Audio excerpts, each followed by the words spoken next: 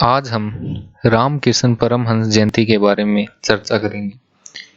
इस साल 2023 में 21 फरवरी को बनाई जाएगी हिंदू पंचांग के अनुसार रामकृष्ण परमहंस जयंती। रामकृष्ण जयंती फाल्गुन शुक्ल तृतीया तिथि को बनाई जाती है। रामकृष्ण परमहंस स्वतंत्रता पूर्व भारत के एक प्रसिद्ध आध्यात्मिक संत थे।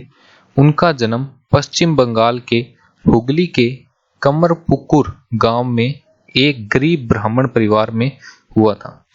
अब मैं जो है आपके सामने विकिपीडिया से प्राप्त स्रोत हैं वो पढ़ के बताने वाला हूँ, एक अच्छी जानकारी प्रस्तुत करने वाला हूँ। देखिएगा, जो कि कुछ इस प्रकार से है।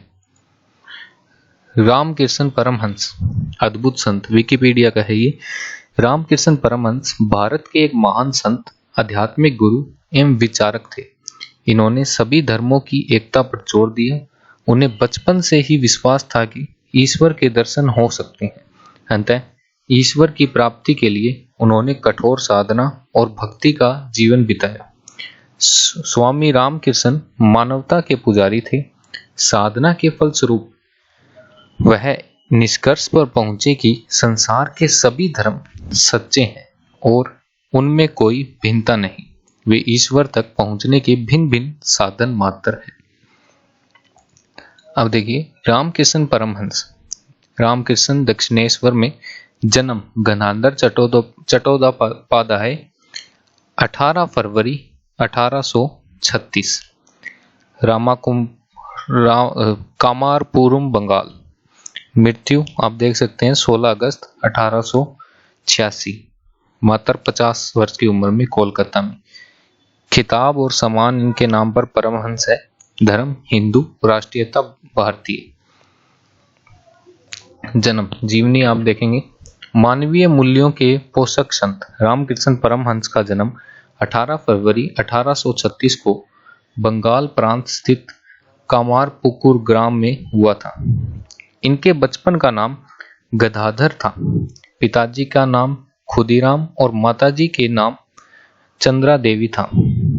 उनके भक्तों के अनुसार रामकृष्ण के माता पिता को उनके जन्म से पहले ही अलौकिक घटनाओं और दृश्यों का अनुभव हुआ था।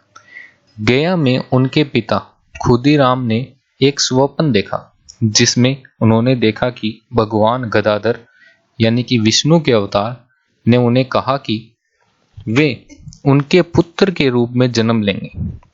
उनकी माता चंद्रमणि देवी को भी ऐसा एक अनुभव हुआ था। उन्होंने शिव मंदिर में अपने गर्भ में रोशनी प्रवेश करते हुए देखा।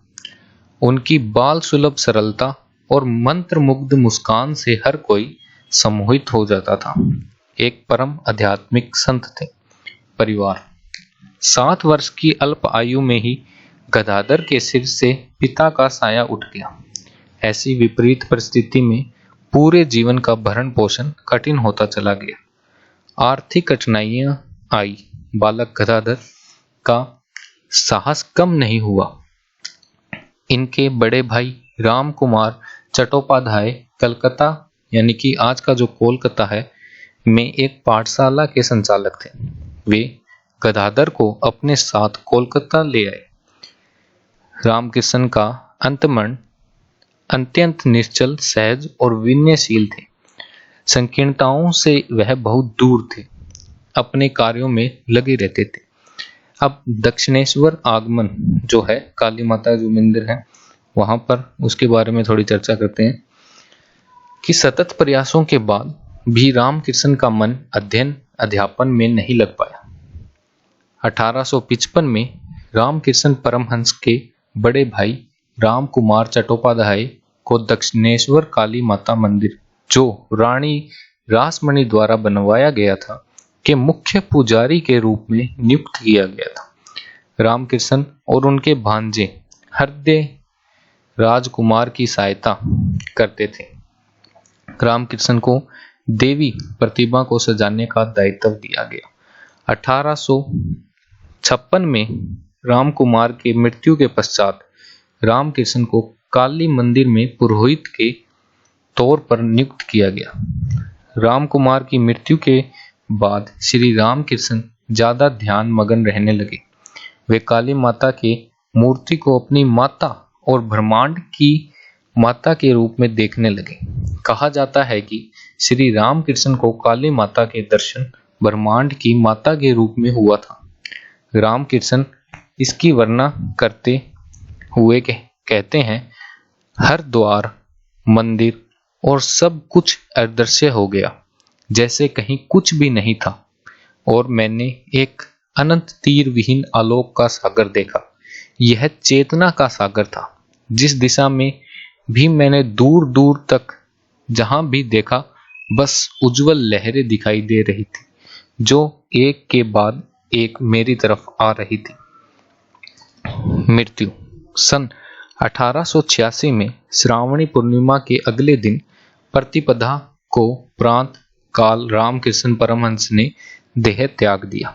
16 अगस्त का सवेरा होने के कुछ ही वक्त पहले आनंद घन विग्रह श्री राम कृष्ण इस नश्वर देह को त्याग कर महासमाधि द्वारा स्वरूप में लीन हो गए। तो यहीं पर जो है अपनी क्लास खत्म होती है। तो अगर ये जानकारी आपको अच्छी लगी हो, विकिपीडिया जो है इसका सोर्स था, अगर ये जानकारी आपको अच्छी लगी हो तो इसे ज़्यादा से ज़्यादा शेयर कीजिएगा। धन्यवाद।